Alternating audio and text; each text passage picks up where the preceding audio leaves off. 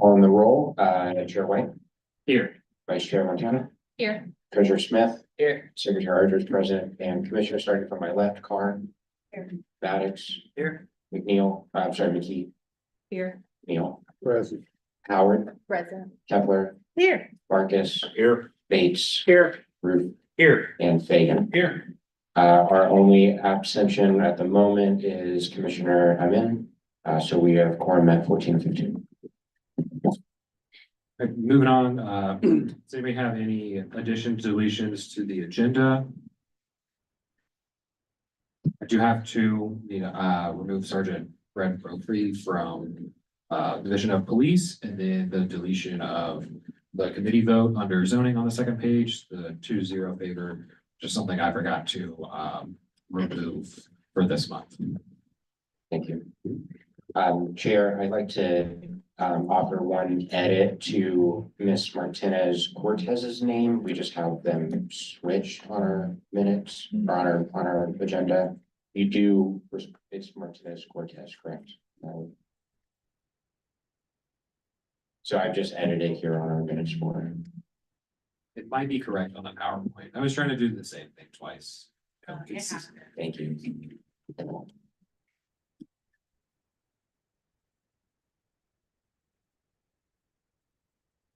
All right, moving on to the approval of the February minutes. Hopefully everybody had a chance to go over those.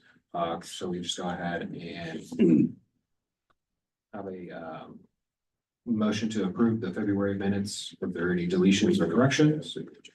Second. Sir. Motion. Dean motion. Dean second, or I guess I motioned it, Dean second. Okay, thank you. I do believe we need to approve our agenda. We need a motion second for the agenda.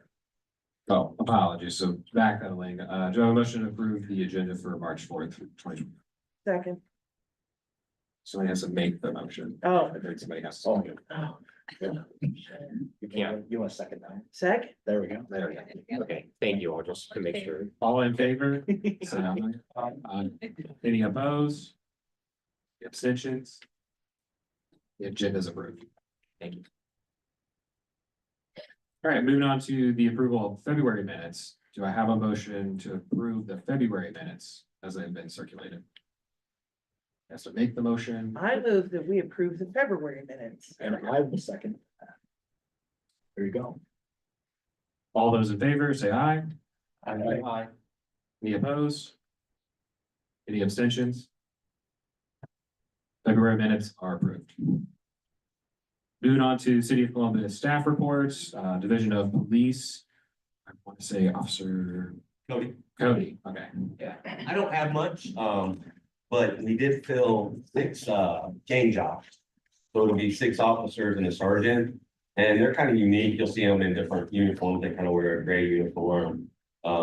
Their cars look different, kind of like a ghost blackout police on there. These guys are younger guys, very aggressive. They write a lot of their own search warrants, do a lot of their own investigations, and then pass that off into intact for certain drug houses, things like that.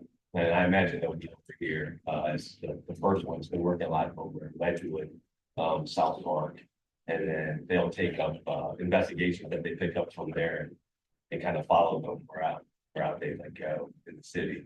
So that's something that we'll probably see here in the summer. Sooner than later. So that's about all I got. Thank you. Does anybody, any commissioners have any questions? Yeah, Nick Bates. Yeah, so you said that the officers write their own warrants, what do you mean by that? So it's kind of cool. As a patrol officer, I never had the opportunity to do that. These guys go to school and learn basically if I wanted a warrant written, I would have to go to a detective and hopefully he would be helping me out. So these guys can basically do their investigations from beginning to end without having to tie up anybody in the building or who's not even familiar with the case. So they still have to go to the judicial system to get Yeah. the, okay. I was like, wait a second, are we It's part of skipping their- something here? Gotcha, okay. Good question. What did you call them? The officers? This is just another gang unit. We have one, and so they're adding, another gang unit that we're kind of apart from the other.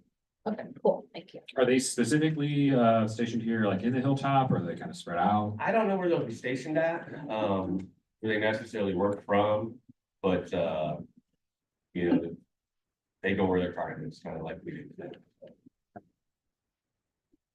Is this something new that the department is doing, or they've been doing this? They've been doing it for some time with the first gang unit. They've been really happy with, their success at Wedgewood and South Park, and, tying a lot of those guys into other crimes kind of throughout the city. So they'll go over to the east side, the north side, and wherever the players are, and make connections. So, yeah, they do a good job. Officer Cody, thank you very much. Are they also tapping into violence prevention and other resources that have been stood up around the city? No, they're behind. They kind of work in hand under that kind of, thing with the what is it, the GVR, and, it's kind of like, it's almost like assistant chief spot, maybe, and she's kind of taking that on. So they do get stats. Okay, thank you. I appreciate it. Thank you for coming out. We'll follow up if we have any other questions or concerns. Thank you. Moving on, city attorney's office, Rob Dorsman. Yeah. I swear I'll get them all right by the end of the year. That's all right, it's kind of a weird name.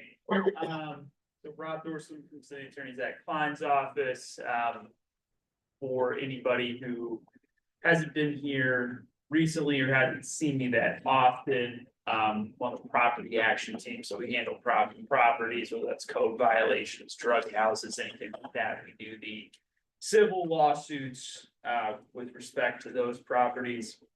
Couple of updates, not related to specific properties. First, I know I mentioned, I believe last time I was with you all, that I would be talking with our resource providers, et cetera, in the community about what is being done and what can be done along the Camp Chase Trail. I know I brought to everybody's attention that we've filed on 3 properties right on the Camp Chase Trail, each of them for drug issues here over the past 12 months.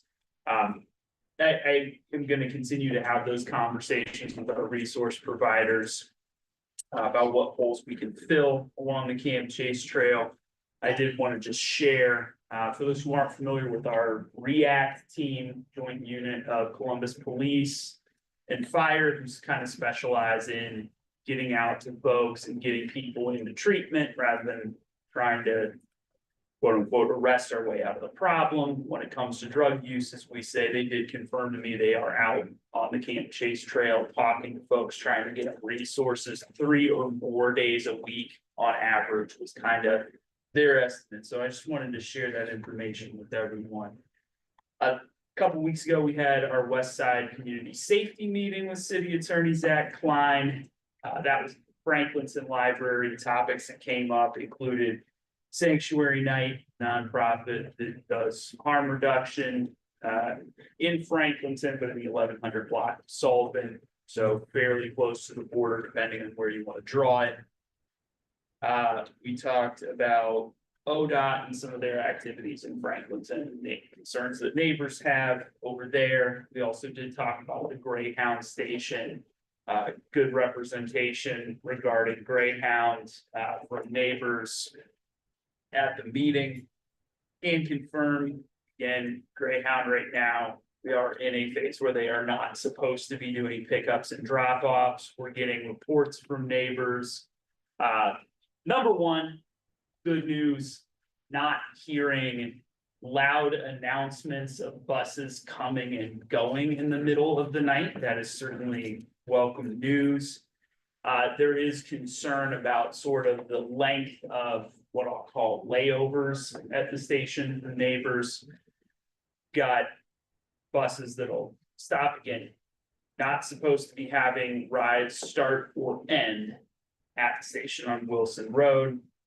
But we do have folks who are on a bus and they're transferring to another bus They can be spending some amount of time at the station, and now we've got folks with luggage going down the street, eating at Waffle House, et cetera. Certainly that concern was raised, something that we'll keep a close eye on. We want to continue to get those reports from neighbors, because while the fact that people are walking away from the station with luggage may not indicate that Greyhound or Barron's aren't complying with the agreement. If it's something that neighbors aren't happy with, they're concerned with, that they're still getting certainly large numbers of people walking through the residential area, looking in cars and things of that nature in a way that's concerning. We want to be aware of it because the neighborhood's not happy with it. We at least want to know so that we can take that into account moving forward and take the appropriate action. One or two specific properties that I'll share with you. These are both going to be markets. We received a complaint at 2725 West Broad, which is going to be a Sunoco on the south side of Broad. Going back a few months now, you had some folks who live outside who were camping on the property. They, as of the last inspection with code enforcement, which again is going to go back another few weeks, based on my personal observations every day for whatever it's worth, those folks seem to have moved along at this time. But that did prompt code enforcement to go out and inspect generally. They found some other code violations at this property that was originally under a court order because of crime and safety concerns. This is one where we had approached ownership about city making a possible liquor objection. They agreed to enter a court order in lieu of an objection to their liquor permit. Lingering code issues that we have are, concrete and asphalt and disrepair, miscellaneous items, whether or not complying with their site plan or the thing that you turn into the city for a commercial property, as you are all familiar with. It says where their dumpster needs to be. We've got a dumpster in the wrong spot. Additionally, we have received reports of drug paraphernalia being available for sale at Sunoco that would violate the order. And we certainly want to know that information. Those are going to be reports that I'm going to be following up on. Going back to the western edge of Franklinton, I do not think it's shared with you all last time we filed on the, I'm gonna say Safeway. There's more than one that goes by that name, but it's Safeway at 1370 Sullivan Avenue. They've had some pretty persistent criminal activity. So we have filed a complaint talking with their attorneys about getting under an order, perhaps similar to what we had at 2725 West Broad. With that, I'm happy to take questions. Awesome. Thanks for being here. I do have one question as it relates to a notification that we received from OLBC as it relates to city council no longer, I guess, asking area commissions to weigh in on medical or recreational marijuana dispensaries within the, I guess, city of Columbus. So if the attorney's office could kind of elaborate as to why they no longer require or are asking our input as to what goes on in our community, I greatly appreciate that. Yeah, so I think my quick answer has to be, that is gonna be a question for council, but it doesn't mean that we can't follow up and, get further insight if you don't feel like you all as area commissioners have sufficient clarity as to what is going on and or why it's happening. So I'm happy to make that follow up. Does anybody else have any other questions? City Attorney thoughts? Carla, Carr? What will the next step be with Yes, the case Can has you been. repeat the Yeah, question? of course. My apologies for not doing so initially. Question was kind of what are next steps with 2725 West Broad, that's Sunoco. We have filed a motion for contempt. That motion for contempt is based on the outstanding code violations. Again, concrete, asphalt disrepair, site plan violations like a dumpster being in the wrong spot or improperly insufficiently screened. We have reopened the case. We have filed that motion for contempt. That does not incorporate the reports of drug paraphernalia. I would expect tentatively, we may be filing a subsequent motion for contempt citing those issues as well. Any other questions? Awesome. Thanks for coming out tonight. I appreciate it. Moving on, City of Columbus Division of Community Engagement, Jocelyn Martinez Cortez. Hello. Am I using it right? I think you have to turn it on. Hello. Sorry, that was randomly so loud. Hi, everyone. My name is Jocelyn. I work in the community engagement team for the Columbus City Council. Happy Women's History Month, Blessed Ramadan, Happy National Social Work Month. I've got a lot of things to celebrate this month. Some announcements from City Council. Applications are open until March 14th for the Columbus Advisory Commission on Disability Issues. You can find that application on columbus.gov. You can also follow Councilmember White, who has it linked in his Instagram bio. Speaking of Councilmember White, he is starting a new program for people to talk to him called Wednesdays with White. As the name suggests, they will be taking place on Wednesdays. The first one is actually tomorrow, March 5th, from 4 to 7 p.m. at Northwest Library. You can find the RSVP information on his social media, but you are also welcome to walk in to speak with him. This is something that their team hopes to do monthly, so hopefully if you can't make it out to this one, you can make it out to a future one. There have been some changes around council. Tiggis, who you might know from Councilmember Green's team, has moved over and joined Councilmember Beatty's team. We should have 2 more people join those teams here in the near future. And the community engagement team is also hopeful to have a new director soon. I wanted to share that the Commission on Immigrant and Refugee Affairs applications did close, and that commission is going to be seated end of March, early April. Cleaner Columbus has a citywide cleanup April 5th. To sign up, email cleanercolumbus@columbus.gov. Councilmember Day Alcauer has a Women's History Month event saluting women who serve on March 20th from 5 to 7 p.m. Please find more information on her social media. April 9th, we're working on planning a health-centered event, including a resource fair, a panel with health professionals, and a community conversation. It'll be here at the Hilltop Library, and that's April 9th. And then please save the date for our Africa Day celebration at council. It will be May 22nd with more details to come. One last thing. If anyone is struggling to reach council members' teams, please let me know. With the budget being passed a few meetings ago, our teams are very busy, and of course I'm here to help connect you to council offices if you're having any issues doing so. Now, if there are any questions. Do you know if council is going to reinstate assigned seating during council meetings? I know in the past, area commissions have had like a designated seat, but I think it's generally moved to just open seating. So I'm not sure, but it's definitely something I can ask about because I don't think they've had that area commission seating since I joined in August. Gotcha. Okay. Does anybody else have any questions? Ashley, want to? Can you just, sorry, I was trying to keep up with the For sure. minutes, with Councilmember Day. I know you're Alcauer. over there and just. Yeah.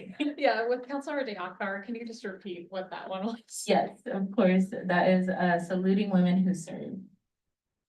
And that's March 20th from 5 to 7. Awesome. Any other questions? Awesome. Thank you Fantastic. for being here. Appreciate it. Up next, Department of Neighborhoods, Old BC Eddy, West Side Neighborhood Liaison.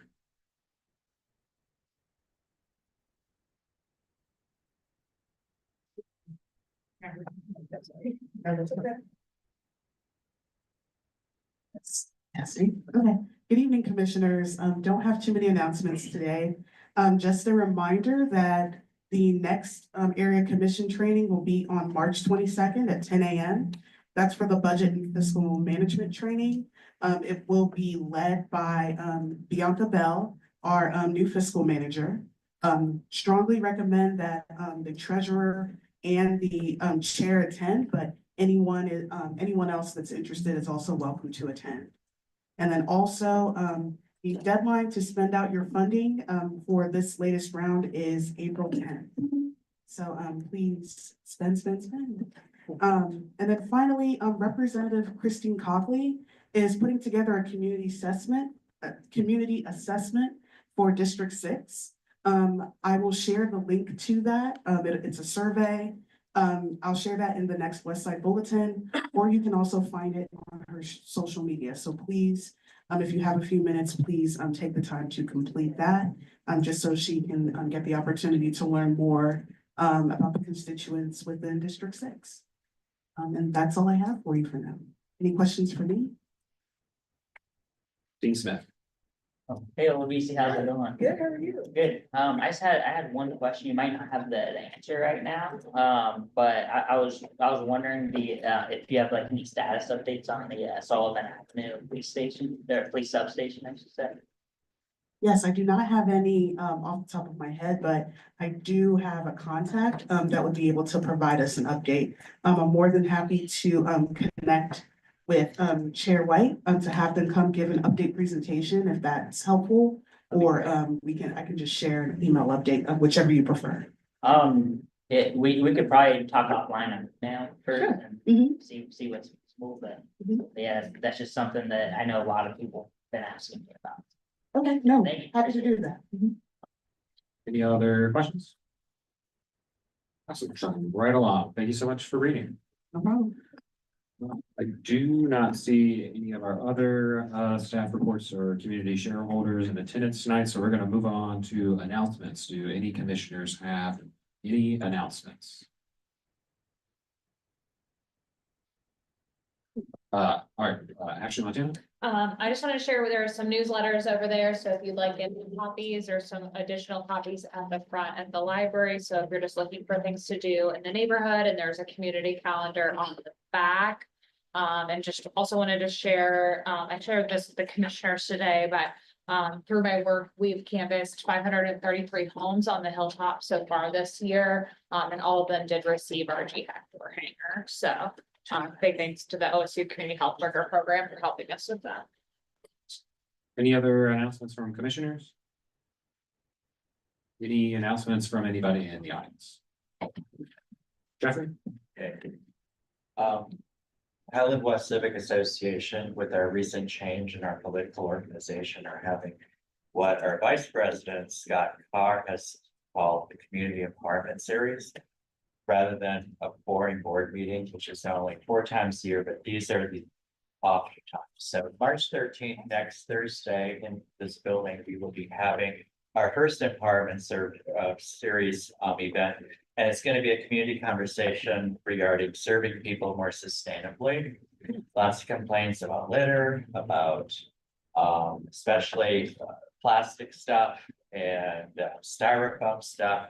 And there should be people from some of these organizations in attendance. Is that right, Carla?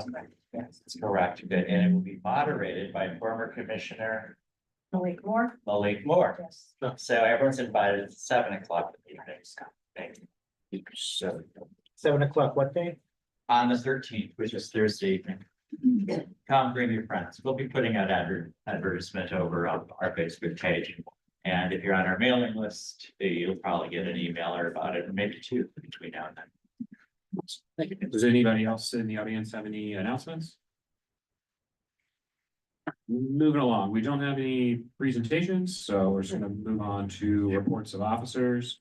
I'll go ahead and start off and just say committee chairs, please continue the work that you're doing. Remember a reminder that I'm asking you guys to all come out with attainable, achievable goal for 2025 that we can kind of push out and say to the community what we've been working on, what we've achieved this year. With that, I'll move on to Vice Chair Ashley Montana. Do you have anything? I'm just gonna kind of echo what you said, but also make sure that if you meet as a committee, you have your minutes in the Google Drive folder, so they are publicly available. Yes, and if you do not have access to the Google Drive, please either get with Ashley or Josh. They'll be happy and easily be able to get you connected to that. And again, just echo what she said, we have to be posting our committee meeting minutes. And I also want to say our agendas ahead of time, which would be very grateful to our community members. Secretary Joe Ardro. Treasurer Dean Smith. Yeah, thank you, Chair. I don't need any presentation materials till at the conclusion of our meeting. As a lot of you know, tonight's one of our last meetings to strategically and responsibly spend the current budget period. So we'll be voting up to encumber funds for that, as well as pass the budget for May 1st of this year to April 10th of next year, which Finance Committee put together. But I'll save that all for our last agenda items. Thank you. Awesome, thanks. Moving on to zoning. We only have one zoning tonight, and I'm gonna let Commissioner Nick Bates take over that process. Thank you, Chair.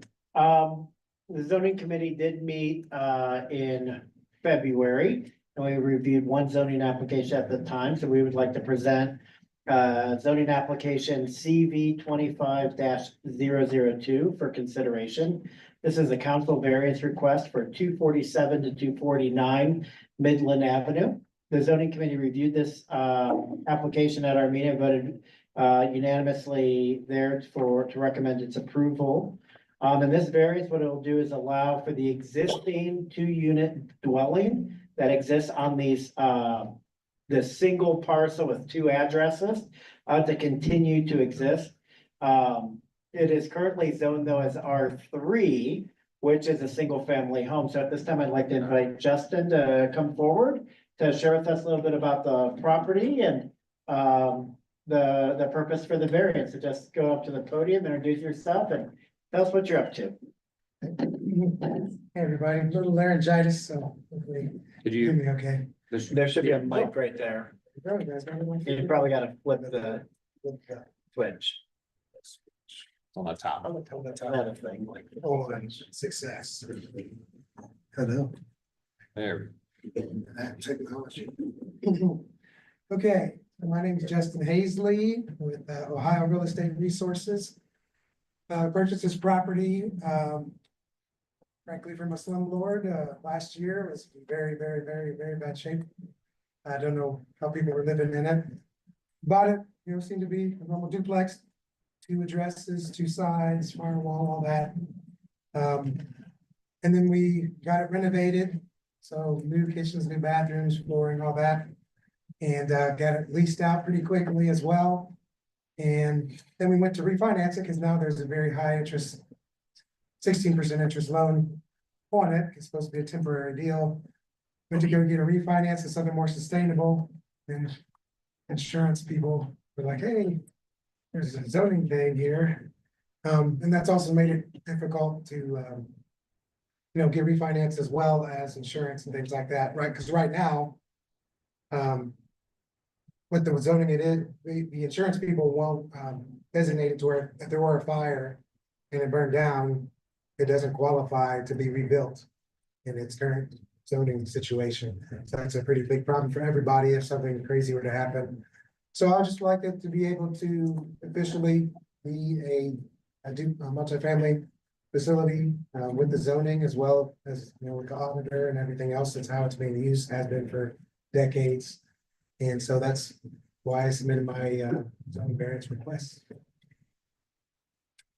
Questions? So the zoning committee reviewed this. We did note that there are other properties in the neighborhood for this R3 zoning region area where it's supposed to be just single family homes, but there are multiple properties that are operating as duplexes right now in that area. So it is an existing building as well, which as you can see from the picture does fit the general aesthetic of the neighborhood. Are there questions?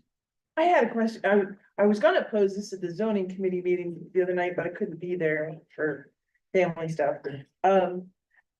So the house is over 100 years old. Have you redone the electrical wiring in it by any chance? No, we just did a mainly cosmetic. We didn't do a complete, I have to check and see what was going on with it, but I know we definitely didn't rewire the whole property. So I was going to suggest, and this has no bearing whatsoever on my vote, what I was gonna say is that one of the recurring issues with a lot of older properties on the hilltop is that they end up having electrical fires and the house burning down. And when I saw that your whole request was related to obtaining insurance and, refinancing and all that, I just wanted to let you know that that is I think like in the last 2 years in Westgate, multiple houses have caught fire, at least one of them was completely destroyed. So please get that wiring redone as soon as you possibly can to prevent needing insurance issues. My aunt and uncle, total side story, used to own multiple rental properties in Pataskla, and they had a house, an old Victorian, that there was a rental property, and it burned all the way to the ground due to an electrical fire issue. Okay. The insurance, so they were waiting on the insurance money from it. And because of the depreciation of the property, the bank took the money from the insurance, like it didn't even arrive like in their accounts yet. So a lot of things complicate those issues. So just prevent all of them at the pass by getting that electrical redone. Okay. So I know we definitely did some electrical repairs, like basic things like that, but I definitely can check with the contractor and see. If it still has knob and tube or anything in there, but I doubt it has knob and tube like the original if we bought it, but I definitely appreciate the heads up and having first to double check for that kind of thing for everybody's sake. Thanks for bringing it up. Additional questions? Yeah, sure. Yes, I saw a hand there too. You go first. Okay, thank you, Chair. Why not split the plot? This might just be a larger question. Why not split the plot into 2 plots? And keep it residential? If this is an issue in many other many other properties throughout the whole west side, or at least in these neighborhoods, then why don't we just split the parcel into 2? So just to clarify, the question was splitting the lot, and then that's in these cases where it's an attached building. The units are attached to themselves, that's not feasible. This is not. But are they units. not attached to themselves, they're two freestanding, correct? No, this is one building here for zoning. There's an upstairs or a downstairs, or Gotcha, they're yeah, side by I see. side. It's one building. There's It's the no, same. One building, the 2, gotcha. Upstairs, downstairs unit. yes. So it's not side by side. I will say I did email folks with the zone, because we've had, before I was on the commission, I remember there was a case where there was should be a rezoning of the parcel or a variance. And from what I gathered from the people downtown is they do recommend a variance for this, because if something did happen to the property and then you had to do a new build here, we would want to be intentional about whether or not someone could come in and put in 8 units on this property, right? So that's why they say do a variance for existing properties that do not conform. Was kind of the general feedback that I got on that. Because I was wondering, I'm like, well, it's not like this is gonna change anytime soon. So why is it just a variance and not a rezoning? That was kind of the logic they gave to me. Carly. I don't think it would show up yet in the county auditor's site for the rental contract, but I guess wanted to reiterate that.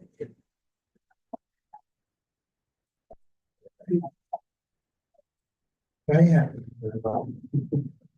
So just go to the web auditor's website and right? Yeah, you go to the Franklin County Auditor's website. Yeah. Oh, yeah, I was just gonna ask, this is a question for you, Chair Bates. So the reason for this being incorrectly zoned, can you kind of speak to that? I know there was a zoning change about 100 years or so ago that not every house was taken into account for? Yeah, so this parcel in that part, that area was 60s, 70s when it was zoned as R3. So that basically said, moving forward, you can only build single family homes. But obviously, when an area is zoned something, they don't say go in and tear down all the existing properties. So when this property is turned into a duplex, that's whatever that was. Either they did it since then and it has been that way for many, many years and it didn't conform, or it was done. It existed as a duplex before the zoning code, which is what I gathered. Okay, thanks for clarifying. Yeah. I have one question. Is this your first property that you've done here in the Hilltop or have you done others? Yeah, thanks for asking. I would probably think I'm at least 10, maybe closer to 20 over the years since I started in 2014. So it's been crazy to see the difference. Yeah, one thing I was kind of proud of, one of the first ones I did like a full remodel and everything, super beautiful. And then like somebody had asked me, is this enough for Arlington? Like I saw the pictures. I was like, no, it's not.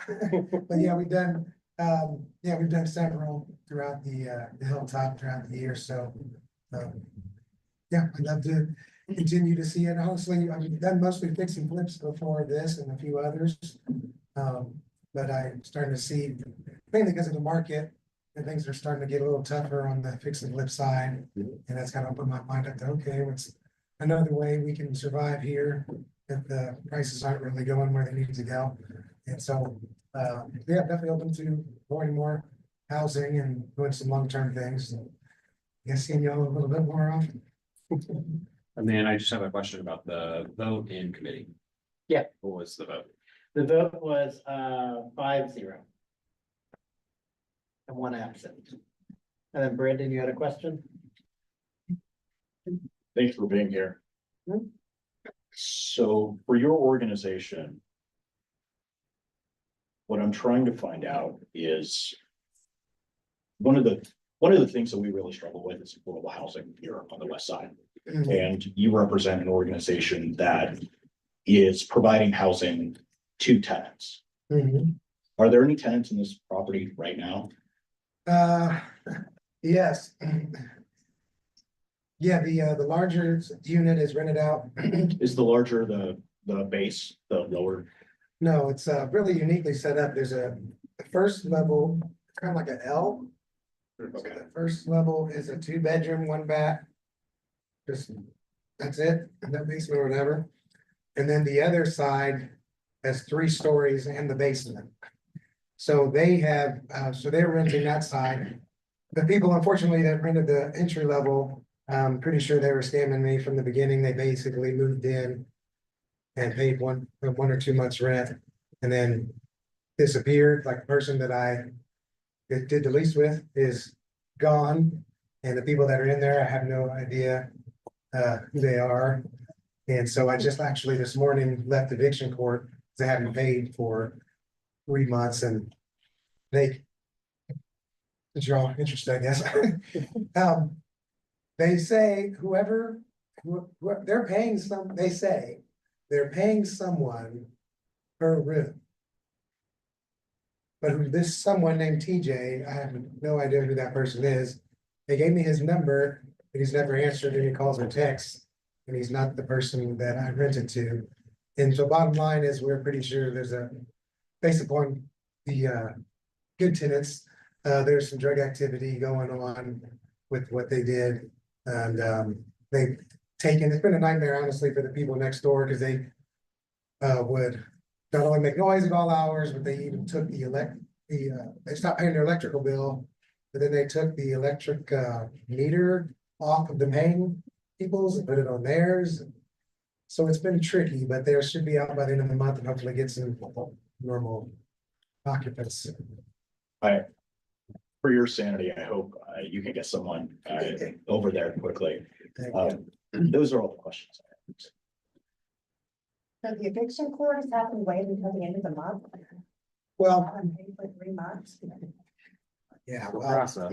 Yeah, but well, no, I got the eviction today, the judgment today. Then I have to get the red tag, and then the red tag, they said right now it takes about 14 days. I can put it on there. The judge told me it would be about 14 days until I could do a set out. And I just rounded and said to the end of the month at the latest, they should be out. So I hope that I can stay. I know it's for them, but you know, I gotta pay the mortgage and yeah, gotta pay to stay. I was able to go to a violence prevention meeting at Trinity Baptist Church. Malik Moore did a wonderful job. And part of the situation is we have a large number of gang members that have been identified with their family members. And they are giving them a chance to change, or they were prosecuted to the full extent of the law, or they told them, the chief told them, your last choice would be the grave, point blank. The biggest problem that I've seen in the streets, the situation that you're talking about, they see Hilltop as prime time property. They come in, rent a room, sell drugs. We got a triangle in the area that I live in. So I'm so happy that the officer said that task force will be around here, because I see it every day, which brings prostitution, brings the fentanyl in, and it's constant. So the problem that I have, we have at an apartment, like you're saying, they'll rent a room out. When they rent a room out, that's what it's going to be. So I've always had a challenge with the rentals that can't control, because, you know, we're dealing with that. I hear what you're saying, but, you know, it's a constant. You know, they get out, like you said, you don't know who you're gonna get in, and it's a cycle all over again. It's a repeat. But, you know, from the streets, you know, the Hilltop is prime property because of that reason. People are willing to give these one-room apartments to individuals, and this is what we have to deal with on a constant level. So, you know, I see it every day, so that's a thorn in my side. But I'm so glad that they had from the regional, they had every person available there to let these young men know that Columbus is tired of the violence, and they're going to put into it. And if they don't put into it, they will put into them. Now that sounds harsh, but it's reality, because I've seen it. 38 years at the Ashburn Center. Some people you can talk to and change, and some people, they don't want to change. You can't legislate morality, and this is what we're dealing with. So I hear what you're saying, and you know, my thing is, what can we do about situations like what you're saying? Yeah, well, I'd love to figure it out. I don't know if You say you can't, no, I'm just saying. Well, testing with every. Just the one, no, I'm just saying your part is this, you know, you're saying you're getting somebody else in there. And how can you, what do you do when you're getting people to come in there? Do you have, yeah. I think, Okay.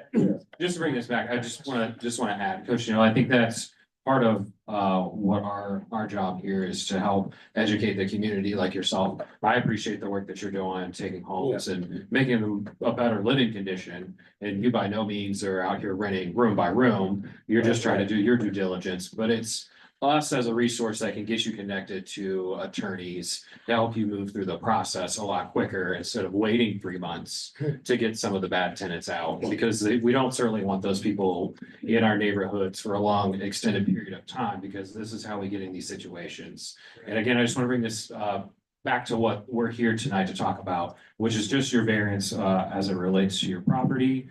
Again, I just want to say thank you for the work that you're doing here in the Hilltop to help turn around some of our homes that have been neglected.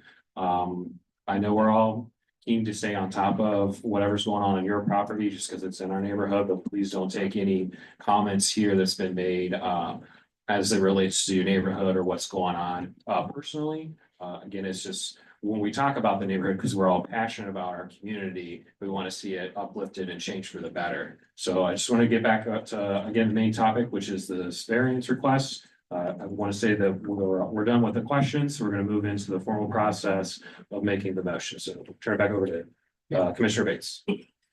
So I would like to move that we approve the council variance C525-002 for 247 and 249 Midland Avenue to grant the zoning variance from R3 residential to allow the existing duplex to be there. I second. Second by Jenny.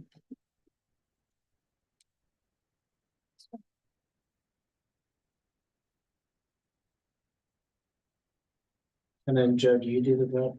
Okay.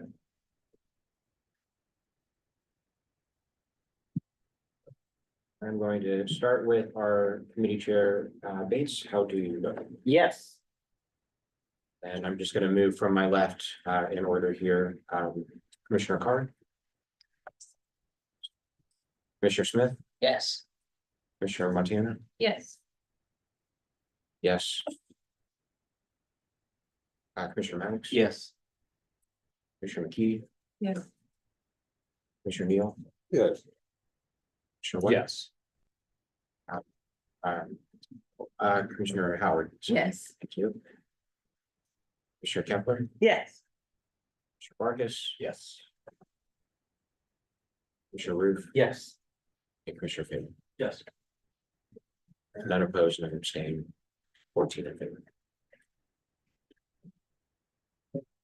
Well, thank you so much for coming in and presenting this evening on your variance. And then the next process is I'll fill out the form this evening, send it to the folks downtown, indicating our conversation tonight and our recommendation, and then it'll be on them to move things on from there. So and you'll be CC'd on that email as well, so you can follow up with the folks in the variance office to get your variance done as quickly as possible to get the refinancing done.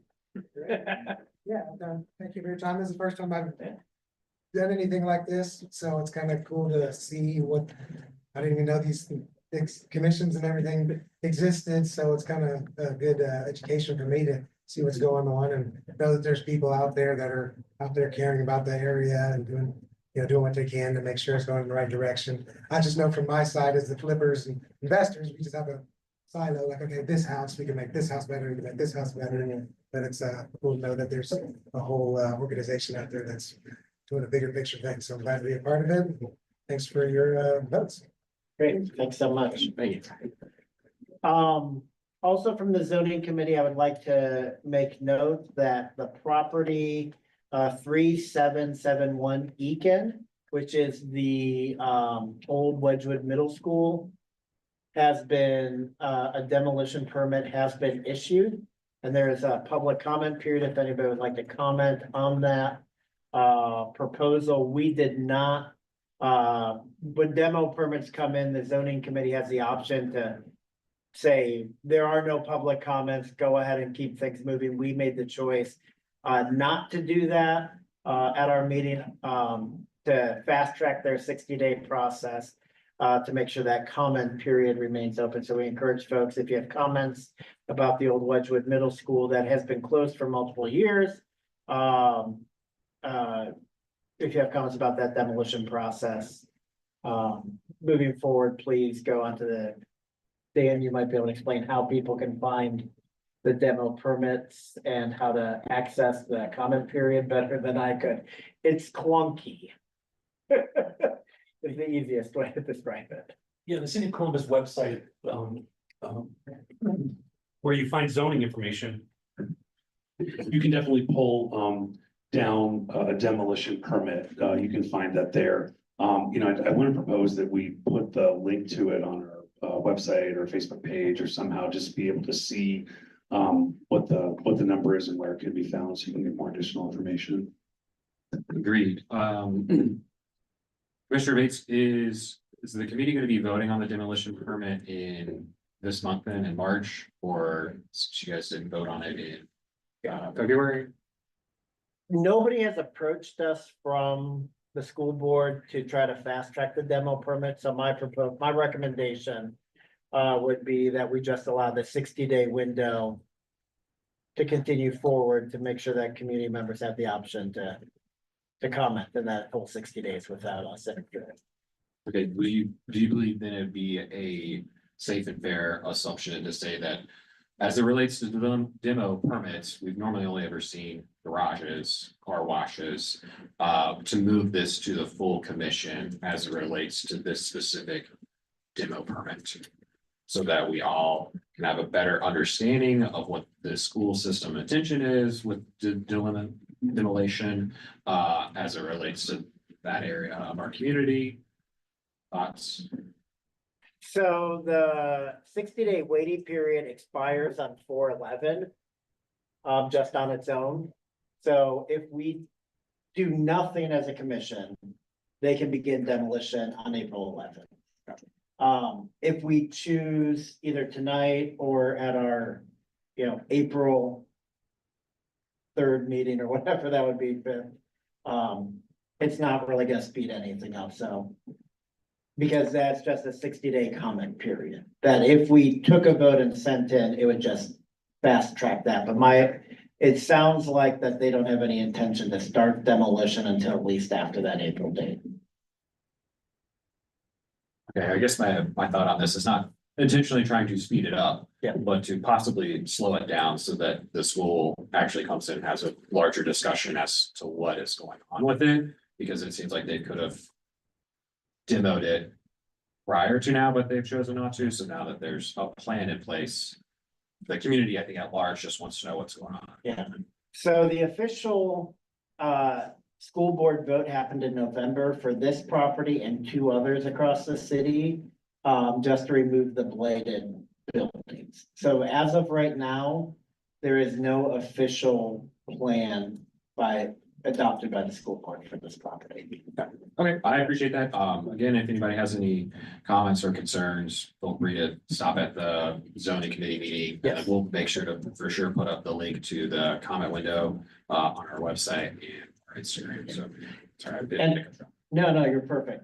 And also at our next zoning committee, we will be receiving a presentation from Zone in Columbus about some of their recent changes that were adopted last year in 2024, and then possibly, because I know if you recall that zoning process, they were planning to do things in phases. So they rezoned certain areas, you have some of those major thoroughfares, and then there's gonna be future plans around rezoning throughout the city that will hopefully get the chance to ask questions on. But come on out, zoning, lots of fun. End of report. Awesome, thank you. Moving on to community relation. Josh, that's actually not just.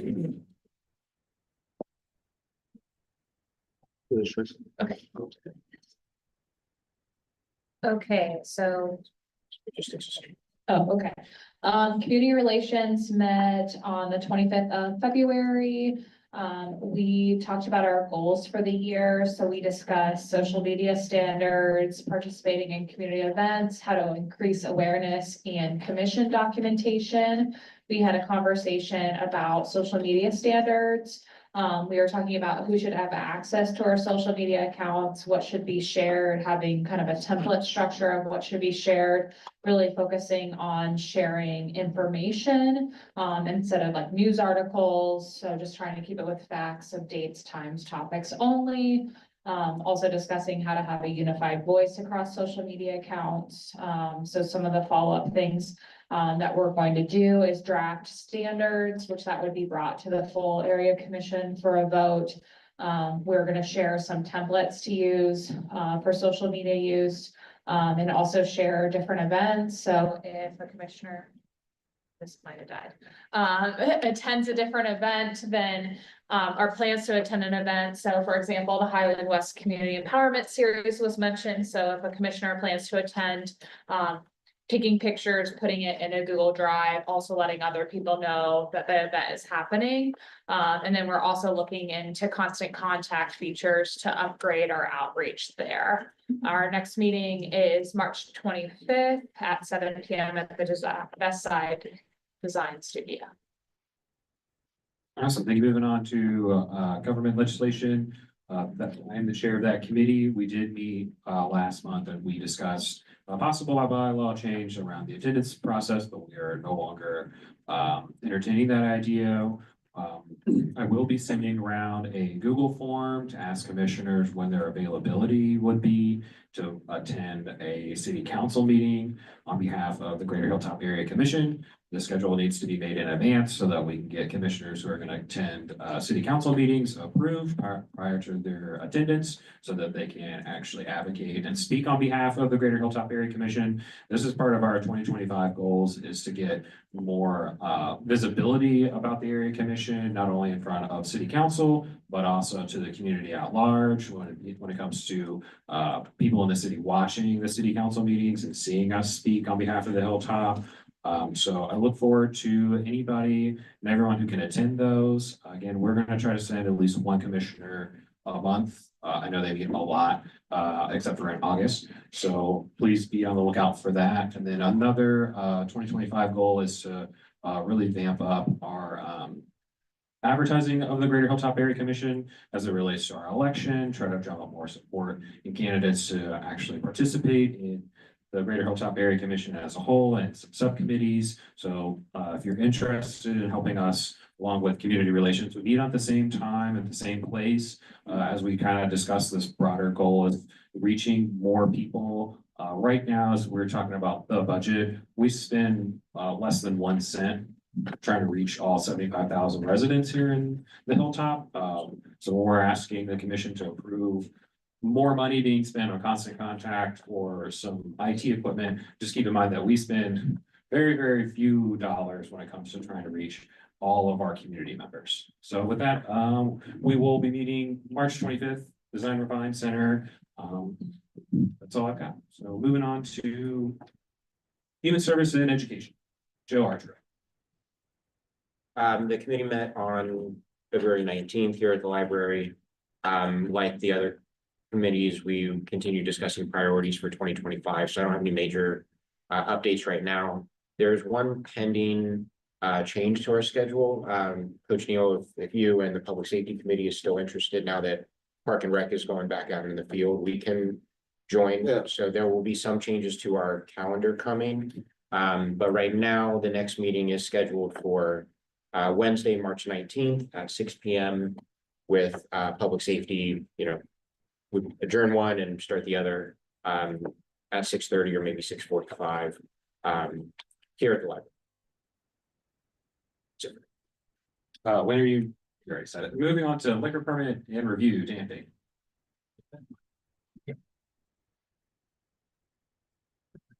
Thank you. The Liquor Permit Review Committee did have a meeting this past month. I'm the chair of the committee. Other commissioners are Terry Roof, Dean Smith, and Jenny Kepler. If you're wanting to get in contact with anybody on the committee. We met on February 26th, immediately following the zoning committee. We reviewed the website and the information about the purpose or charter of our committee, whether or not that still kind of stands with the work that we want to do this year. We reviewed the Ohio Department of Commerce will publish every day at 4 a.m. An update on any liquor permits issued, any pending, any canceled, any that have been applied for. So the committee is going to go back and begin to mine that information on a monthly basis and then post that to our website. We were doing that a couple of years ago, and we felt that there was value in continuing to do that. For the liquor permits in the following zip codes in the Greater Hilltop: 43204, 43228, 43223, and 43123. There is a feedback form on our website that we would like to continue to have stay active. Was not sure where the submission of that information goes at this point. Whether we do have an established liquor permit committee email that was set up last year, but I'm not sure. And the committee was asking for some clarification about where that information is going at this point. It's going to somebody, most likely your email address as our chair, but just wanted to confirm that and make sure that we were clear about that. We also talked about an idea of mapping the current liquor permits and the zip codes that I just talked about in the Greater Hilltop area, whether or not through the enhancements that the Ohio Department of Commerce websites have, and just some kind of technical skills some of our committee members have that could we possibly do that kind of a mapping this year. Wanted to see whether or not that would be valuable. We do plan on meeting again here at the Hilltop Library, March 26th, immediately following the zoning committee meeting. It starts at 6:30. Once that committee meeting is over, then we'll start. Any questions? Thank you. Awesome. Moving right on to planning and economic development, co-chair Dan Smith and Ashley Monte. Thank you, Chair. Okay, I can give it a shot, I guess. Let's see. If it works. The podium mic is also. Okay, yeah, so it works. Hi, everyone. So February was our first meeting as a newly formed team. We welcome new members, Kepler, Barkus, and Carr, and Ashley is our co-chair.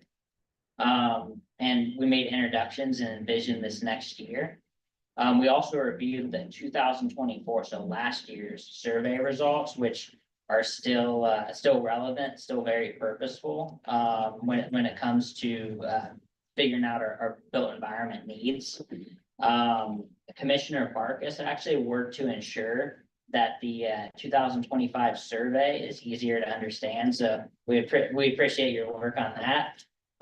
If you haven't already, please take that survey. It's going to be up till March 15th. So far, we've got 55 responses compared to last year where we ended with 66. So we have another 2 weeks to get folks to share their voice in our built environment needs for this capital budget cycle. And next meeting, we're going to get more into the weeds of some of those results and also review this year's results for 2025.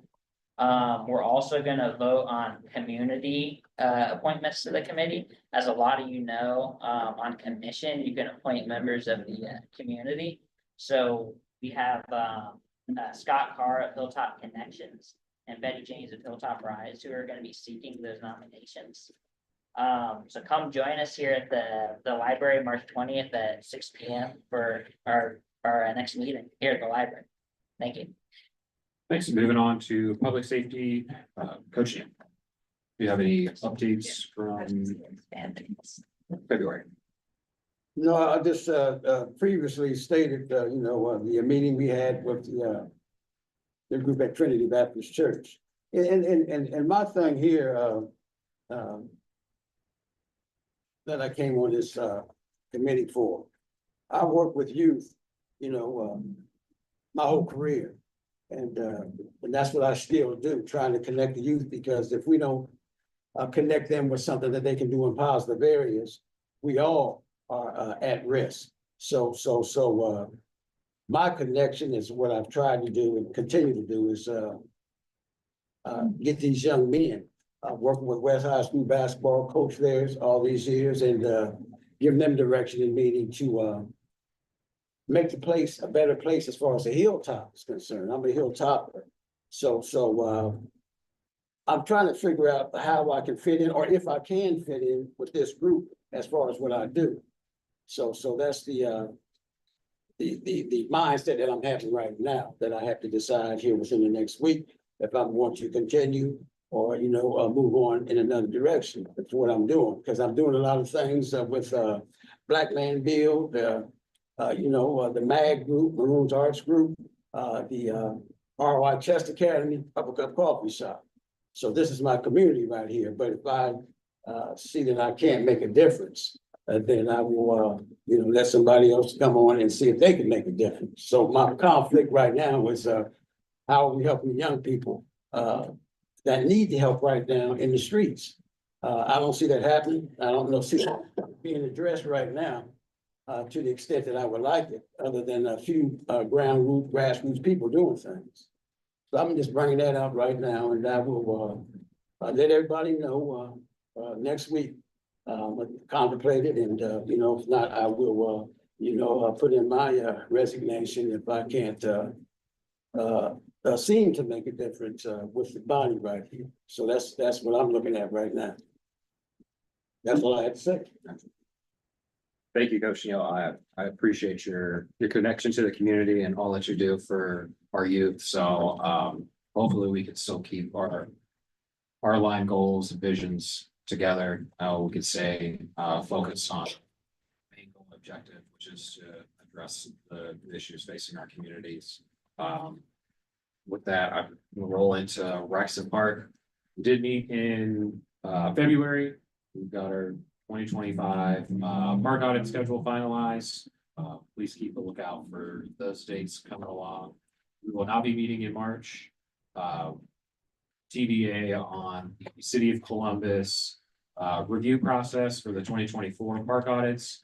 The department's going through their playbook review and analysis currently, so Morgan Wade's been a little unavailable as she's tackling that major project, but we're hopeful that we'll be able to meet in person in April, hopefully on April 5th. Still waiting on confirmation from her office. So that's all I have right now for Rex and Park. We're gonna move along into unfinished business. First up is gonna be the budget for May 1st, 2025 through April 10th, 2026. So I'll turn it over to Dean Smith. All right, so as a lot of you know, Finance Committee met here in February, and we discussed the budget. You know, we have $2,500 to spend between now and April 10th. And let me just say these funds, they don't just magically appear at 90 West Broad Street, right? They belong to the taxpayer.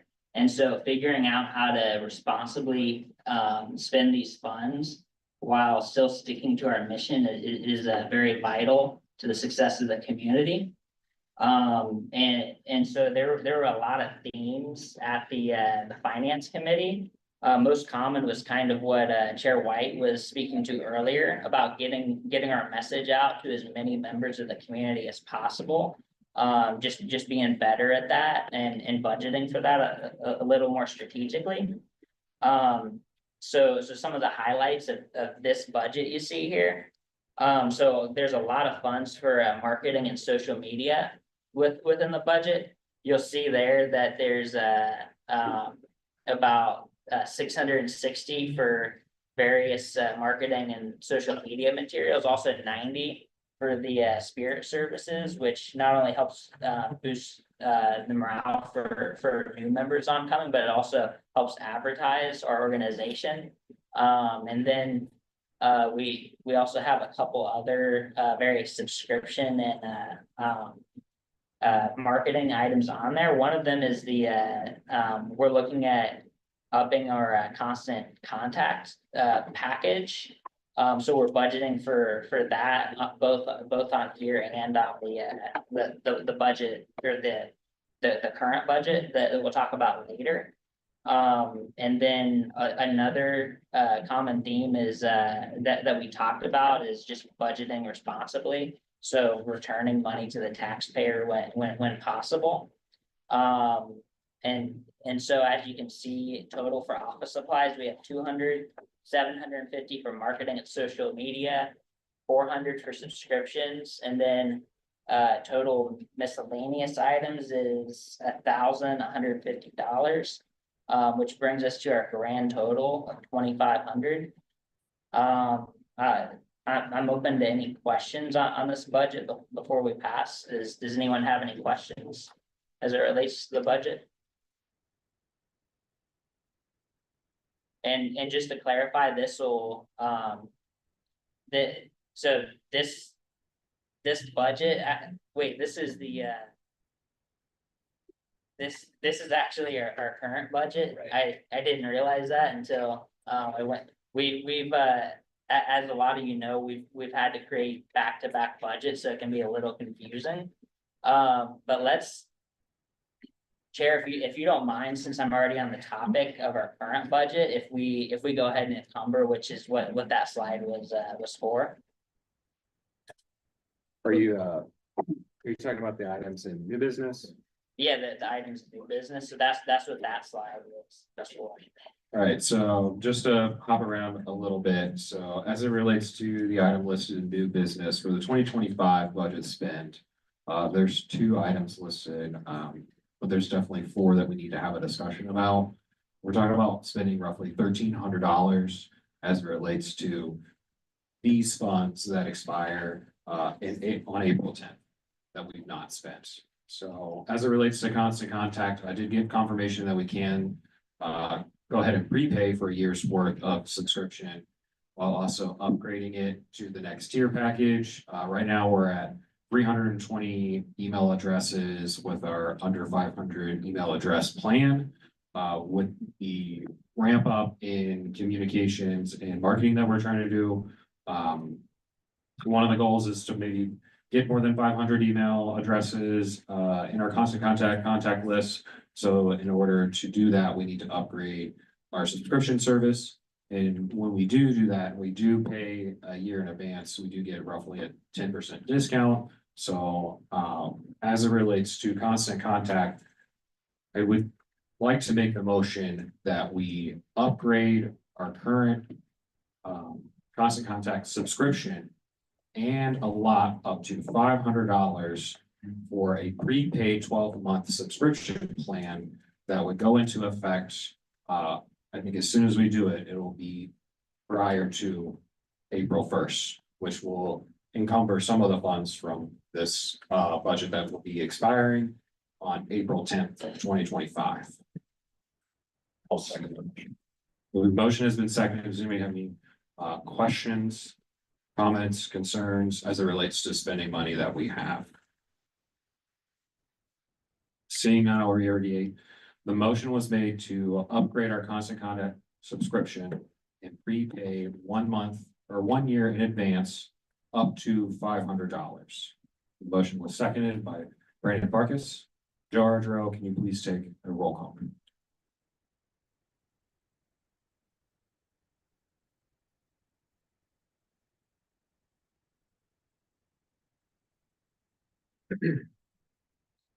Start with Commissioner Fagan, we'll work our way around. How do you vote? I vote yes. Commissioner Yes. Roof? Commissioner Bates? Yes. Marcus? Yes. Commissioner Kepler? Yes. Commissioner Howard? Yeah. Commissioner White? Yes. Yeah, Commissioner Neal? Commissioner McKee? Yes. Commissioner Maddox? Yes. Yes. Commissioner Montana? Yes. Commissioner Smith? Yes. Commissioner Clark? All right, motion approved. Moving on to the second one, or next on the list is going to be ordering another speaker and microphone as it comes in a set. So the motion on the table is to spend out of, again, this budget that expires on April 10th. The motion is to spend up to $300 on a second audio sound system. Do I have a second? I second. Motion has been seconded. Is there any comments, questions, or concerns as it relates to ordering a second sound system, which includes a speaker, 2 more microphones, so that we have a speaker in the back of the room for our full commission meetings, and that we have 2 more microphones so that the audience and commissioners are able to speak effectively, clearly as it relates to our full commission meetings. Dan? We have a second. Excuse me, we have a second device like this already. It was competing frequencies or whatever, so there was a problem. We haven't been setting it up.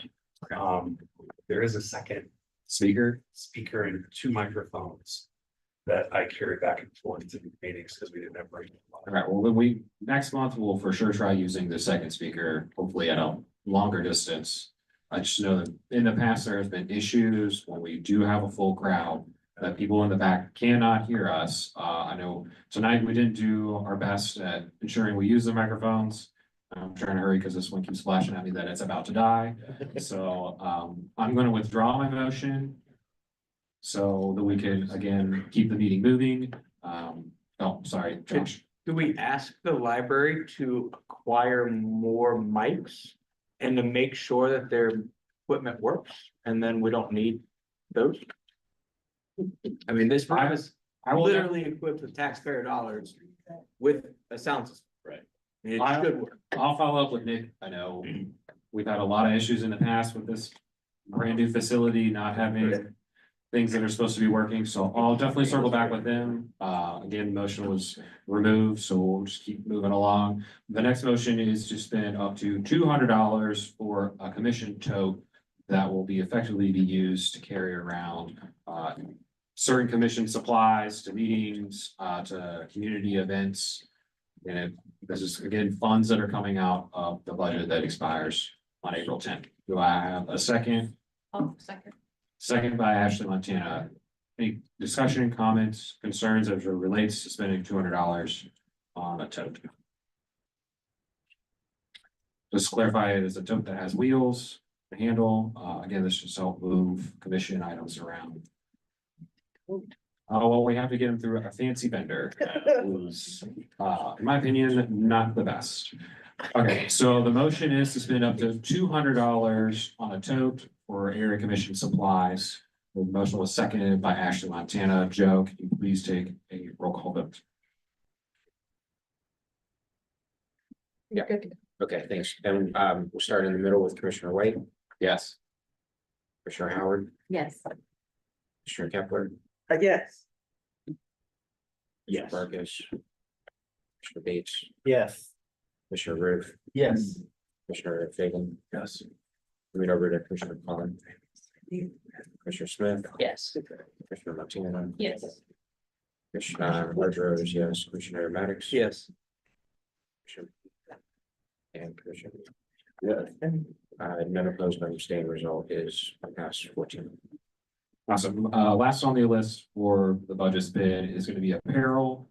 This is gonna be another $30 stipend for the 10 area commissioners who did not use their coupon code in 2024. So the motion is to spend $300 on apparel for current commissioners. Do I have a second? Second. Motion has been seconded by Jenny Kepler. Is there any comments, concerns, questions? None. So again, to reiterate, the motion is to spend $300 on commission apparel for 10 area commissioners. That is $30 per commissioner. The motion was seconded by Jenny Kepler. Joe Ardrell, can you please take a roll call vote?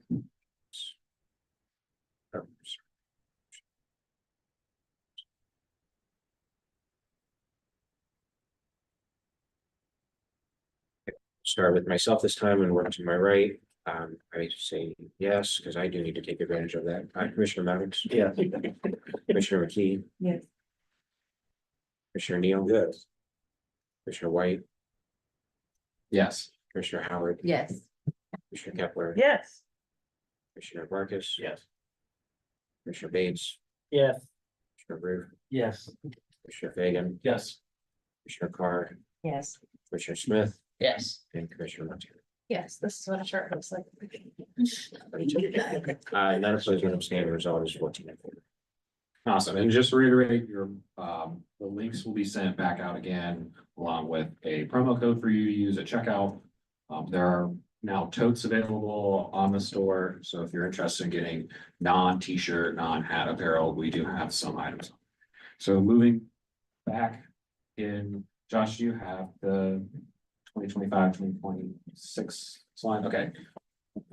Back to Dean Smith for the 2025-2026 budget. Thank you, Chair.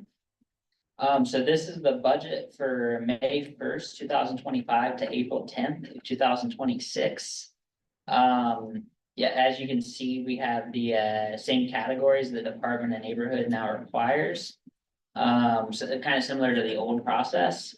You see in the italicized text, those are our assumptions for each budget category. So the total marketing and social media, you can see, has increased from the budget that we're just about to spend, and I don't think this works anymore. So we budgeted for 5 new members to come on. That's what we think could be the max, or about the max amount of members that could possibly come on, could be more.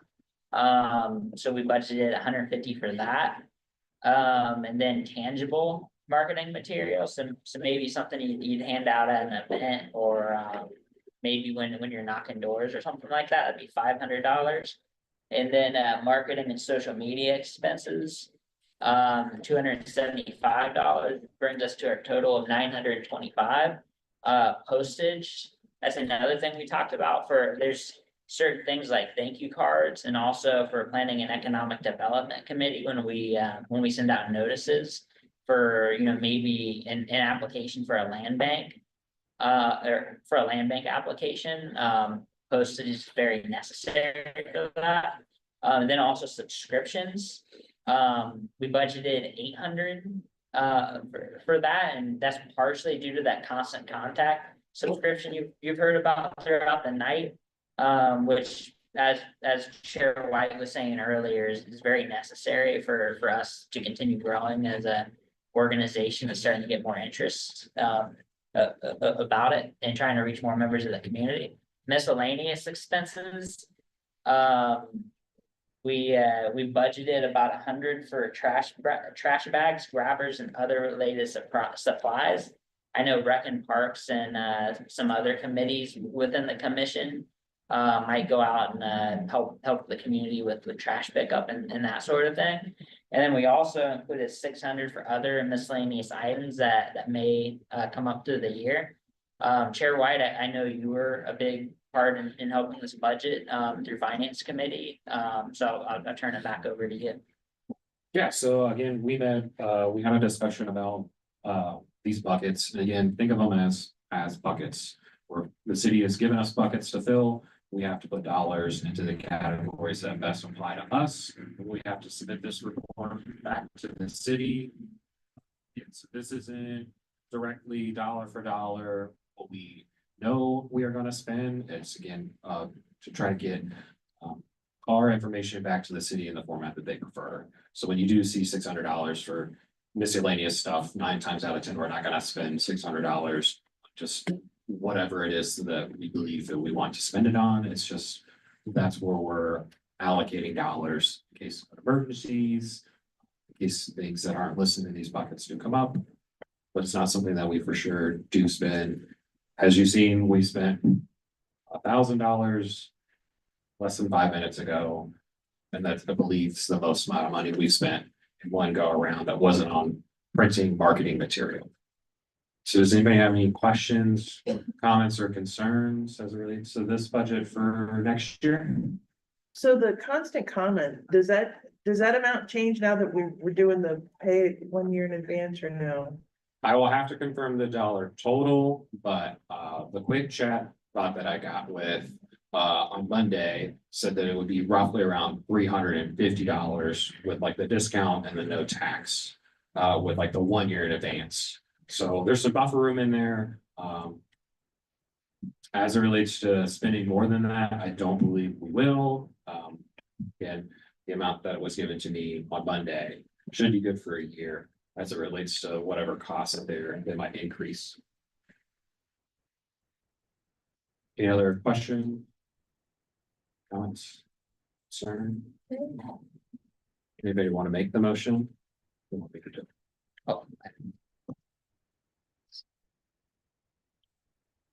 I make a motion to approve the 2025 to 2026 operating budget for the period of May 1st, 2025 to April 10th, 2026 as presented. Can I get a second? I'll second that. Table. Yes. Okay. I'll start with myself and move to my left. Commissioner Ardra is in favor. Commissioner Latino. Yes. Smith, Yes. Commissioner Carr. Commissioner Fagan, Yes.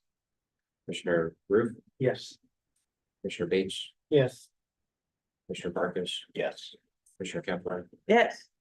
Commissioner Howard, Yes. Commissioner White, Yes. Commissioner Neal, Yes. Commissioner McKee, Yes. and Commissioner Mathis. Yes.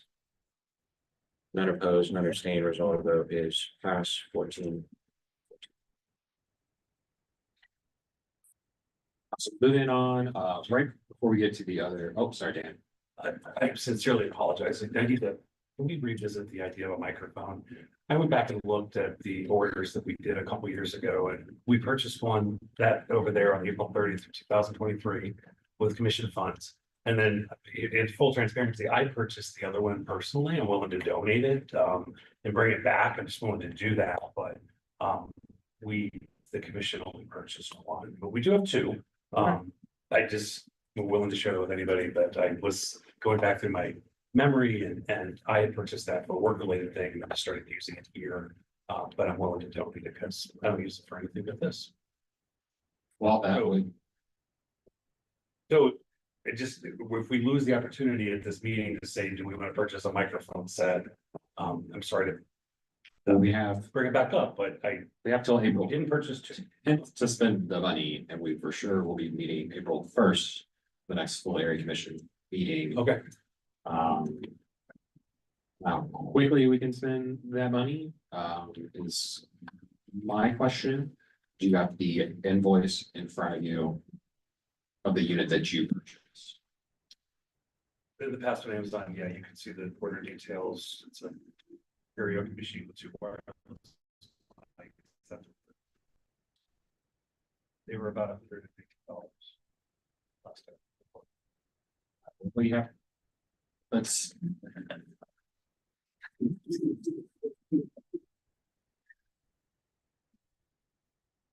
All right, give me a second.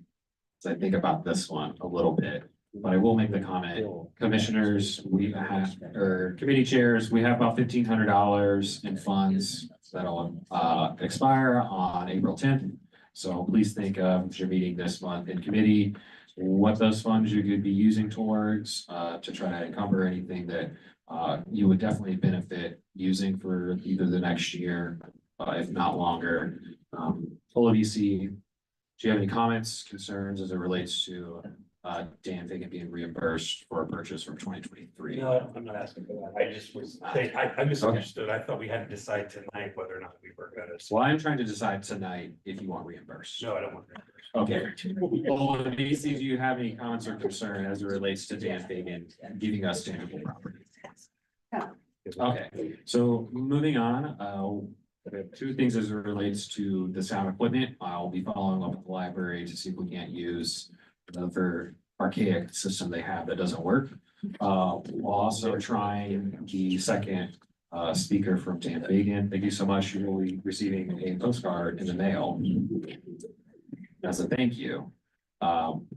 Before we can move on, I'd like to make another motion as it relates to spending funds that expire on April 10th to spend $75 on postage for postcards and mailers. Can you give a second? Second. Seconded by Jenny Kepler, and the motion was to spend $75 of funds that expire April 10th on postage. You're the chair, you don't even have to put that to a vote. For under like 300, right? Don't know, at this point, we're moving on. Joe, can you please take the did we have a second? yes, by Jenny. Yes.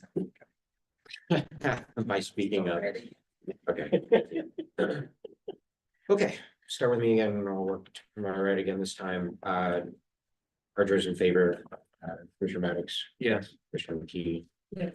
Commissioner Yes. Carroll, Commissioner White, Yes. Commissioner Howard. Yes. Yeah. Kepler, Mr. Barkus, Mr. Bate. Yeah. Mr. Root, Yes. Mr. Fagan, Yes. Mr. Tar, Yes. Mr. Smith. Yes. Mr. Martina. Yes. None opposed, none abstained, resolved is passed 14. Putting a new record. Awesome. Thank you, everybody. We're moving on to the last unfinished business that we have as it relates to the citywide election. At this point, I'd like to ask OBC Eddie to step back up to the podium, kind of talk about last year's experience, and all that. Put out, sir, microphone, still up there?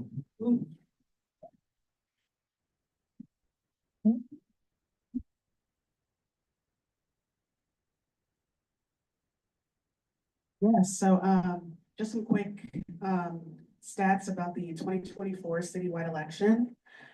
So 12 of the 21 commissions participated in the 2024 citywide election. Only one of the commissions ended up having a competitive election, that was Franklinton.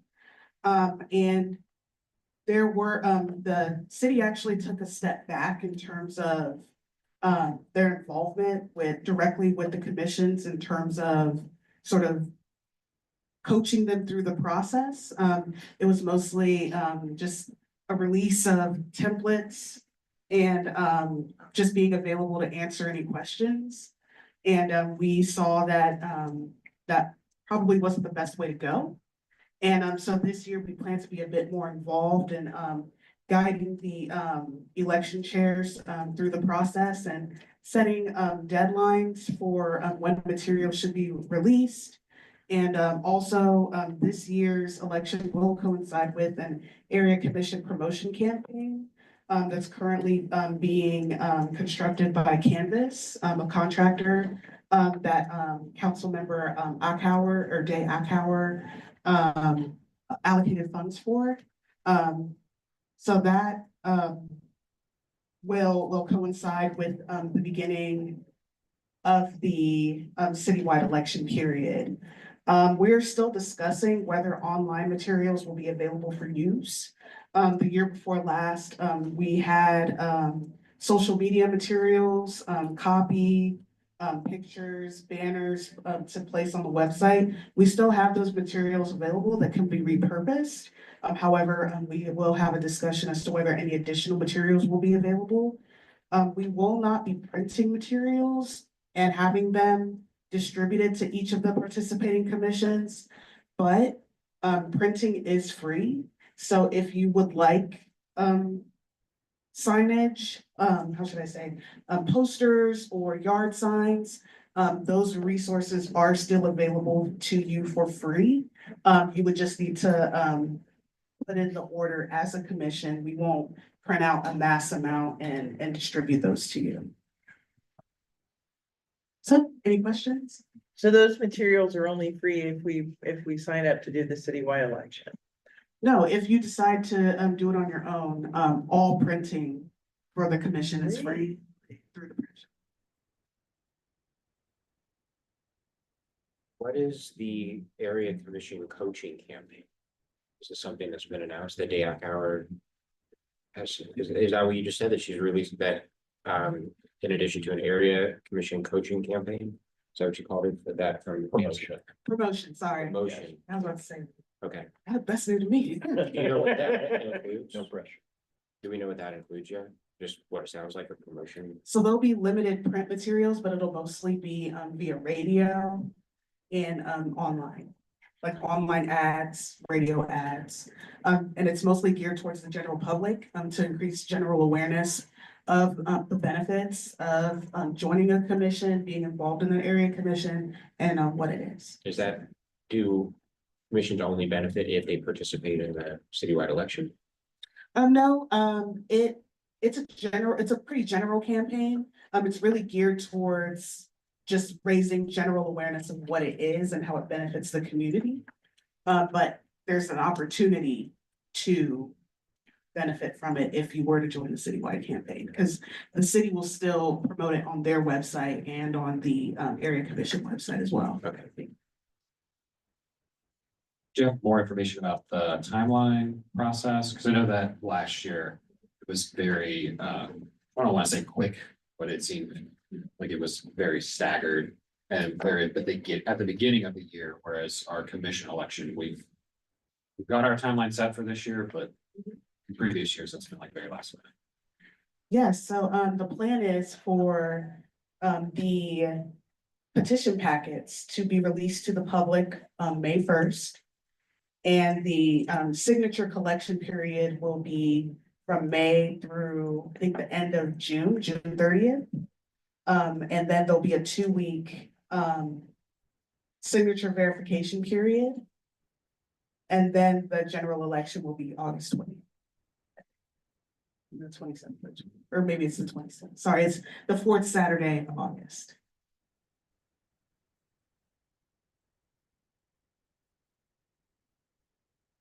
Yes, actually. I just want to share for information, in Franklinton, there were 39 people who voted during their last election. According to their Facebook, they have 39 people voted in the result of the vote, so just wanted to share. You that said in as Franklin information. County. Franklinton, Franklinton. the Franklinton Area Commission, which was the only competitive election last year that participated in the citywide. And they had 39 people vote. When we had, so.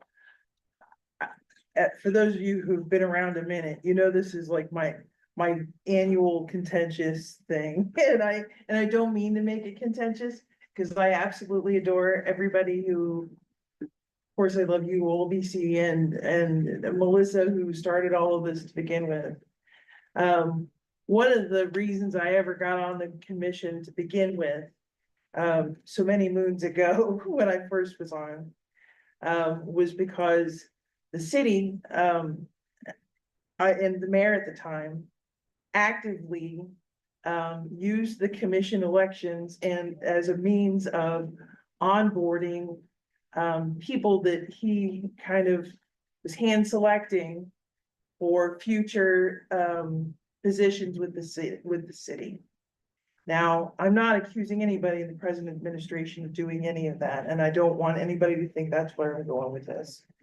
But from my past experience and just trying to look forward, no matter who's in the administration or how our elections go, I think it's really, really important for the Greater Hilltop Area Commission to maintain some level of autonomy.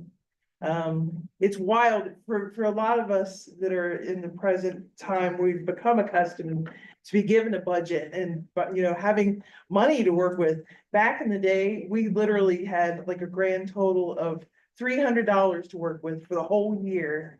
And there was none of this having money for, you know, buying supplies and stuff. And when the commission was first started, back when my mom was one, there was no budget. Anything that you had was paid for out of your own pocket. So we've gradually come to a point where we are more under the umbrella of city government than we are under the umbrella of advocating for your neighbors because you are speaking as, you know, as your community.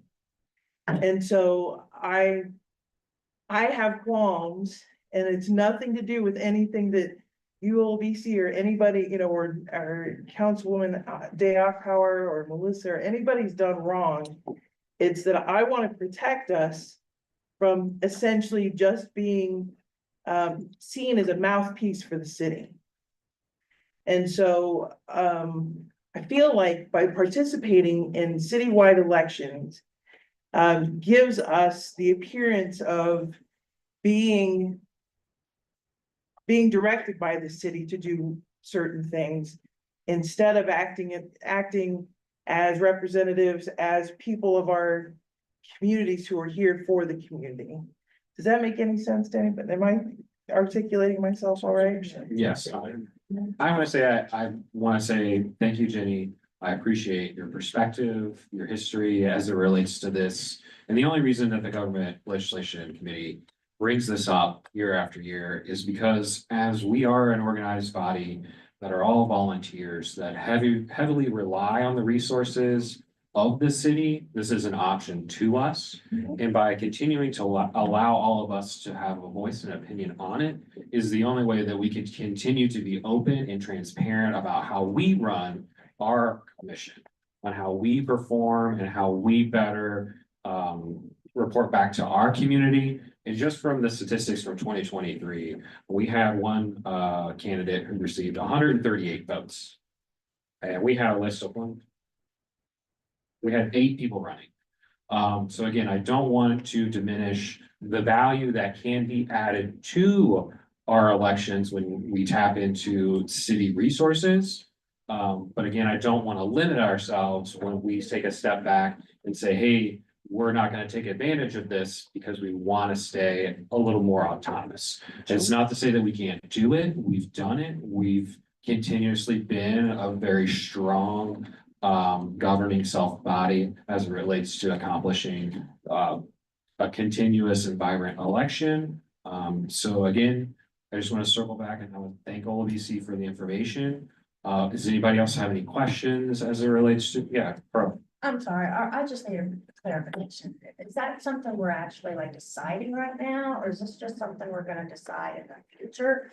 It's just as far as like when we're gonna have our commission election, I'm just confused. Sorry. Yeah, so to clarify, there are two options on the table for the 2025 Greater Hilltop Area Commission election. The option one is we run it ourselves, as we've been doing. Option two is we conform a little more to the standard that the city wants to apply to all commissions that elective join the city's process. So what OLBC was talking about, the timeline, the resources, that's something that we would actively have to participate and say that's what we want to As do. opposed to just making them up ourselves. As opposed to, yes, And so just, I wanna also have, I guess, one other point of clarification. Is it still the case that the mayor can just appoint people to the commission anyway, right? Isn't that still the case? That if they want to fill a seat, they can on any commission? I mean, I don't think they ever do it. I've never seen it happen at least, but I believe they reserve the right to fill those commission seats. Is that not the case? No. Okay. they're approved by the mayor, but I've never heard of it being like. That they can appoint though, is there not any kind of ability for them to appoint at all? No, they don't have the ability to appoint, but, while you are elected or selected by your, neighborhood constituents, you are appointed by the mayor. And I do want to clarify that there has never been a commission that has not been appointed by the mayor. Appointment by them, maybe, is that maybe but maybe that's just the terminology that they still use, is that correct, that you're still being appointed even afterwards, so maybe that's, okay, maybe that's how it's the terminology. And, if you would allow me, I do want to clarify, like, one of the reasons that, we still continue to push for the, citywide elections. It's mostly for equity for those that are interested in participating, and not necessarily for control. Not saying that, yeah, not necessarily for control, but for equity, because, this is a growing city. You have people moving from neighborhood to neighborhood, and it's hard to manage, moving from, for example, Franklinton to the Hilltop to Westland, and having to contend with different, standards, different, qualifications to be able to participate within your commission. So this was just one way that we proposed to be able to add some uniformity to the commissions, because we have received feedback both from developers, from residents, that at times it can be challenging to participate in the commission, because especially if you want to not necessarily participate as a commissioner, but just as an engaged resident, because there's so many different rules and regulations and processes that vary from neighborhood to neighborhood. So I did want to just put that out there. I just want to say, like, I'm really excited about the prospect of the city actually doing some sort of promotions. Yeah, excuse me. To promote area commissions. Because it is a struggle for any area commission to promote what we do and to explain what we do. I will say though, that's something that the city should be doing anyway, just for everybody, just to explain that there's an area commission for your neighborhood. I'm excited about the supplies and the free printing. Again, we've not always had the benefit of that, and it's been a struggle to use, or it's been a struggle to communicate these things outward. I will say the Greater Hilltop Area Commission, and as Melissa pointed out when she started this, has been one of the most proactive commissions as far as promoting our elections, and has had some of the best turnout of all the area commissions. Like we're pretty badass. So I don't say any of this stuff in the hopes of stunting our growth or to prevent anybody wonderful and worthy and gifted, to join us by any means. But I do worry about us conceding too much control. We don't have much power, as it is, but I feel like the more we slide into giving things up to the city, the more it appears on the outside that we are speaking, with the city's voice instead of our own. That's it. Thank you, Judy. So Joe Ardrone, have your hand up?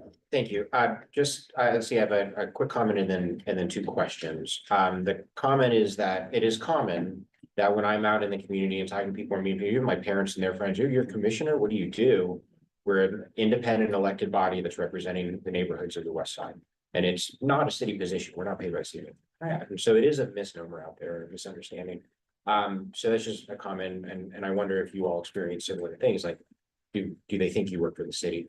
But then my question, first question of two is, if a commission opts to not participate in calendar year 2025, do they still have the option in 2026 or a future year if they decide to at that point? Yes, And if a commission does participate in 2025 or 2026 and they decide, you know what, I want to step away, do they have the freedom to step back? yes. Okay, so we do still have flexibility in terms of that. And then my second question is, do we have our vote totals? I just don't know them off the top of my head for knowing, I know COVID was a weird year, but I don't have totals. I just have what the vote count was per individual for the 8 people that ran. gotcha. So at max, there was one candidate who got 138. So there was for sure 138 people that voted for one person. And that was the 2023. 2023, we didn't have. Which was, election in 2023.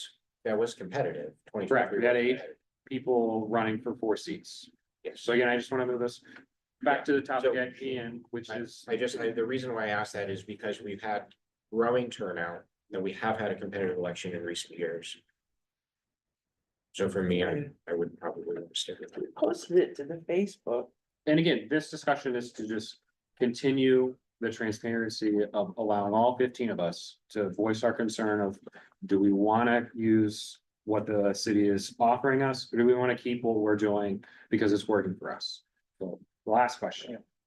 So as we look at the different area commissions around the city, does everybody currently have the same standards for who is eligible to vote and the process of voting? For example, does any area commission have some form of absentee voting? Nobody does, because I mean, I know as we look at equity issues, I was out of town on that 2023 election. So no, they don't, none of the commissions have absentee options. Some do have early voting options. Which, again, something we can consider in the committee, but as it relates to what's on the table right now, I do want to move forward. We're gonna have a formal vote. The motion on the table is going to be the Greater Hilltop Area Commission adopts the citywide election. And when you do vote, please keep in mind that voting yes, we would be participating in the citywide standard election. Voting no means that we will keep the same process that we had used in 2023, the same process we would have used in 2024. Again, that it's not to ding the city, it's again to keep making sure that this is option to us, and then we're gonna make sure that we are actively engaging on how we want to run our election. So can I get a second? So you're motioning them? Yes. Okay, fine. Second. Smith seconds, okay. I think we literally typed at the same time. Yes. No, that's great. Okay, On that, for the record, I'd like to just go first. yeah, okay, no problem. We'll start with you, James, and then we'll move to your left. How do you vote? No. Got it. Okay, Coach Neal, No, okay, Commissioner McKee. Commissioner Maddox, No need to change. I'm sorry. No need to change. Okay. You said it, yeah. Okay, sorry. I also want to stick with our current processes, so I'm opposed. Marjorie. Commissioner Montana, I'm gonna say yes.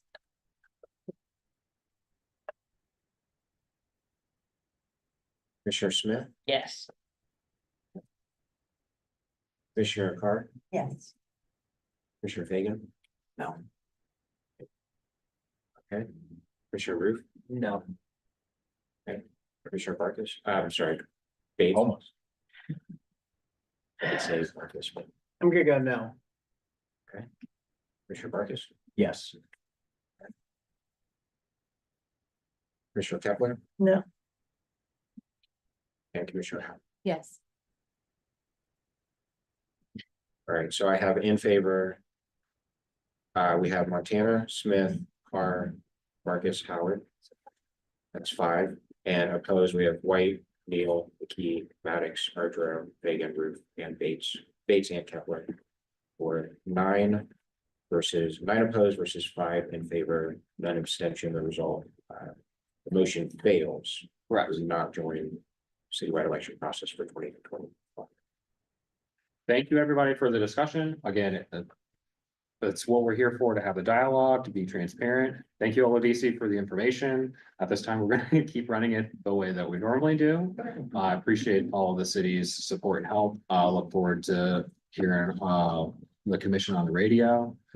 Even if it's not directly the Greater Hilltop, I just think it's continued work that the city does need to be pushing to advocate about what the commissions do, and I appreciate that. So again, if anybody is interested, the current election process is up on our documents folder. So we've already got the outline of the schedule of how the 2025 election is going to go. We've already approved more advertising spending when it comes to advertising the commission in the election. So with that, there's no more unfinished business or new business that needs to be addressed. Does any commissioner have any comments quickly? Yes. I have some new business, New business, okay. As it relates to, meetings. okay.